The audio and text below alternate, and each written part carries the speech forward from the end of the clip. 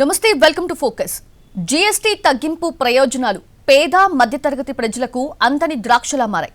రేట్లు తగ్గుతాయని ఆశించిన సామాన్యులకు నిరాశే మిగులుతోంది. జీఎస్టీ స్లాబుల్లో మార్పుతో పన్నులు తగ్గినా ధరల్లో మాత్రం మార్పు రాలేదు. పాత స్టాక్ అంటూ పాత ధరలకే అమ్ముతున్నారు. జీఎస్టీ తగ్గింపు అమల్లోకి రాకముందున్న ధరలే ఇప్పుడు అమల్లో ఉన్నాయి. చాలా వస్తువుల్లో ధరల్లో పెద్దగా మార్పు లేదు.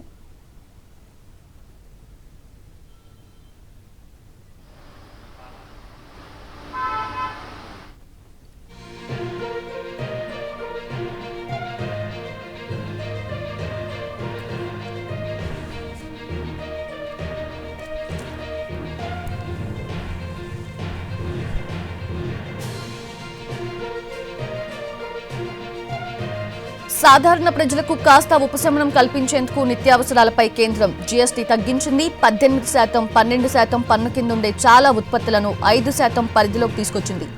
దీంతో దసరా, దీపావళి పండుగల ముందు సరుకుల ధరలు తగ్గుతాయని ప్రజలంతా ఆశించారు.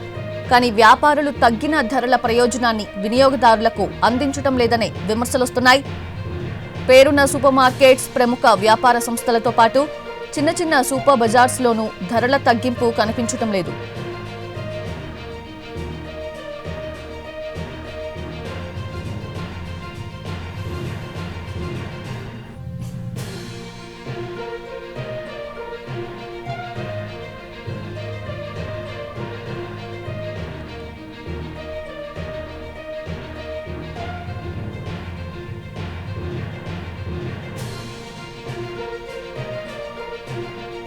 జీఎస్టీ సంస్కరణల తరువాత తగ్గిన ధరల ప్రయోజనాలు సామాన్య ప్రజలకు అందటం లేదన్న విమర్శలొస్తున్నాయి.